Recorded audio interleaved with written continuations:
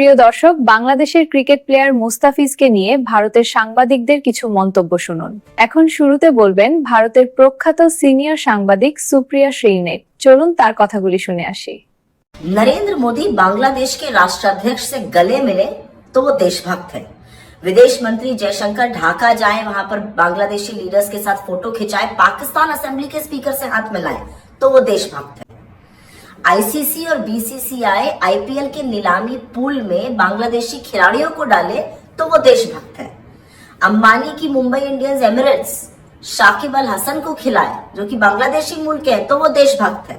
लेकिन शाहरुख खान की केकेआर, जिसमें जूही चावला और जय मेहता भी ओनर्स हैं, अगर मुस्तफिजुर रहमान को खरीद लेते हैं आईपीएल की नीलामी में तो देशद्रोही हो जाते हैं। बहुत हाई तौबा मचने के बाद बीसीसीआई ने मुस्तफिजुर रहमान का जो पैक्ट था वो कैंसिल कर दिया। तो इसलिए अब कुछ सवाल उठेंगे, और सवाल सबसे पहले अडानी को लेकर होगा कि अडानी का जो पावर पैक्ट है बांग्लादेश में वो कब खत्म होगा।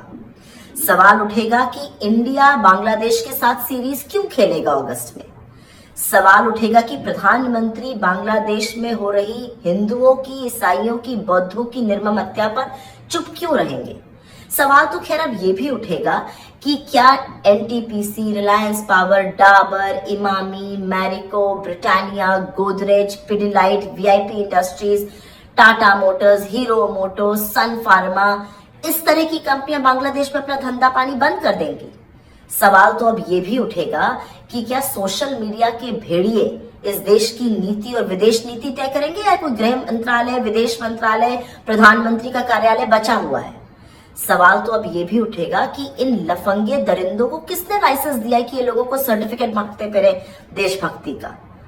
मतलब गंवार दरिंदों को और नफरत को हवा देने वाले मोदी सरकार को लानत है, मजाक बना के रख दिया इस देश। এখন শুনবেন শশী থারুর এর টুইট করা একটি পোস্ট। চলুন তার কথাগুলো শুনে আসি।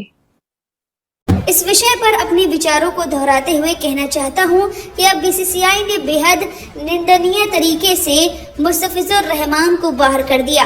अगर संबंधित बांग्लादेशी खिलाड़ी लिटन ऑफिशियल या सौम्य सरकार होता तो क्या तब भी ऐसा किया जाता। आखिर हम किसे सजा दे रहे हैं, एक देश को, एक खिलाड़ी को, या उसके धर्म को। खेल के इस तरह के बेमतलब राजनीतिकरण का अंत आखिर क्या होगा। এখন শুনবেন মনোজ কুমারের কিছু কথা। চলুন তার কথাগুলি শুনে আসি। सीधी बात है, इसमें इतना घालमेल है। ये हमारी मौजूदा मनोस्थिति का भी अद्भुत उदाहरण है। ये प्लेयर अवेलेबल क्यों थे ऑक्शन में? शाहरुख खान का निर्णय तो नहीं था, किसका निर्णय था हम नहीं जानते हैं क्या? तो ये जो फलाने ढिमकाने घूम घूम के बोल रहे हैं, उनसे पूछते ना कि ये आया कैसे, क्योंकि तभी भी बांग्लादेश की स्थिति कमोबेश हुई थी। फिर पहलगाम की वो पीड़ा के बाद चाहे कोई भी वेन्यू चुन लो, क्यों खेला? 2 साल कहते कोई क्रिकेट नहीं, कोई भी हो, मल्टीलैटरल फॉर्मेट जो भी हो, नहीं। तो ये मैं समझता हूं दोहरा चरित्र। এখন শুনবেন মোহাম্মদ আজহাউদ্দিনের কিছু কথা মুস্তাফিজুর রহমান বিষয়ে। চলুন তার কথাগুলি শুনে আসি। सही नहीं हो रहा है, बिल्कुल गलत हो रहा है, तो डेफिनेटली रिएक्शन तो ऐसे ही आएगा। और मैं समझता हूँ कि बोर्ड ने ऐसा कोई गलत काम नहीं किया है, बट लेकिन जो लड़ाई झगड़ा तो होना नहीं चाहिए जहाँ पे भी, क्योंकि कोई भी कम्युनिटी के लोग को मारना थोड़ी तो नहीं करना चाहिए। और जो भी बांग्लादेश में हो रहा है बहुत अच्छा नहीं हो रहा है, बट लेकिन स्पोर्ट्स में एक अलग है। बट लेकिन अब जैसा कि जो डिसीजन होता है, बोर्ड का जो डिसीजन है, मेरे ख्याल में सब लोग के साथ बैठ के और मिनिस्ट्री के साथ भी बात करके, external affairs ministry, home ministry से डिस्कस करके ही ये डिसीजन लिया होगा। तो इसमें जब बोर्ड डिसीजन ले लिया है तो हमारे को मानना पड़ेगा। এখন বলবেন ভারতের প্রখ্যাত ইসলামী সিনিয়র এমপি আসাদুদ্দিন ওয়াইসি। চলুন তার কথাগুলি শুনে আসি। अभी हम सुन रहे हैं कि एक क्रिकेट टीम में बांग्लादेशी था, उसको हटा दिया गया। बराबर ये बांग्लादेश में हिंदुओं पर जुल्म हो रहा, मैंने भी उसकी मजम्मत की। मगर ये तो बताओ मोदी जी, अगर बांग्लादेश में किसी की मॉब लिंचिंग होती है तो आपको गुस्सा आता है, मगर महाराष्ट्र के जलगांव में बच्चे को मारा गया था उसके ऊपर आपको गुस्सा क्यों नहीं आता मोदी जी, फडणवीस जी? सबसे पहली मॉब लिंचिंग 2014 में मोदी की हुकूमत बनने के बाद पूना में मोहसिन शेख की हुई थी और जलगांव में सुलेमान पठान को उसी के दोस्तों ने मार मार कर उसको शहीद कर दिया। अगर बांग्लादेश में कोई हिंदू मरता है हम कंडम करते हैं, मारने वालों को जालिम कहते हैं। मारने वाले जिन्होंने जलगांव में सुलेमान पठान को कहा वो भी जालिम है, उनका भी कंडमनेशन होना चाहिए। बांग्लादेश हो या भारत हो, इंसान की जिंदगी इंसान होती है, हिंदू की भी जिंदगी होती है, मुसलमान की भी जिंदगी हो सकती है। और हम पूरे बीजेपी वाले आज टीवी पर बाजा बजा रहे, हमने एक प्लेयर को वापस कर दिया। अरे सुनो, तुम क्या सबको बेवकूफ बनाना चाहते हो? सुनो, एक क्रिकेट प्लेयर को निकाल दिया, पूरे बीजेपी वाले बोल रहे ये हमारे इतिहास की कामयाबी हुई है।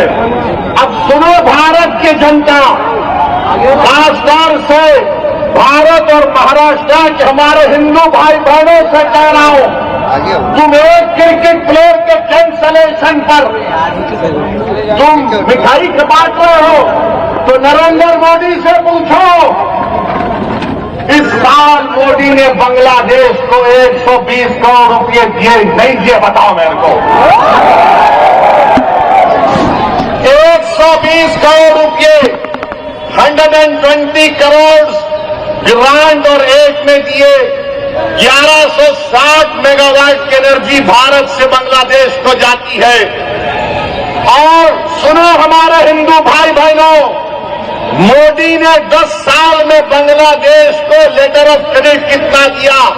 $8 बिलियन। $8 बिलियन। और तुम असदुद्दीन ओवैसी को गाली देते हो।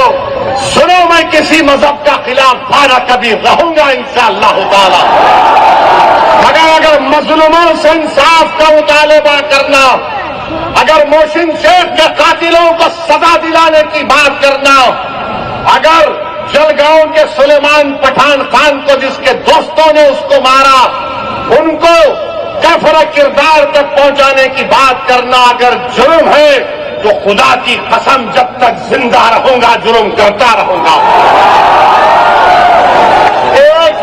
और वो क्रिकेट प्लेयर की सुनो, वो क्रिकेट प्लेयर, वो टीम ने उसको 10 करोड़ में खरीदा।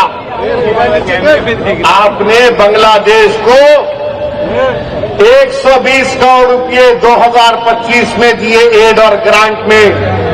1160 मेगावाट पावर बांग्लादेश को भारत से जा रहा है। और 10 साल में मोदी की हुकूमत ने एलओसी दिया $8 बिलियन का, $8 बिलियन का। और तुम नफरत करते हो मुसलमानों से।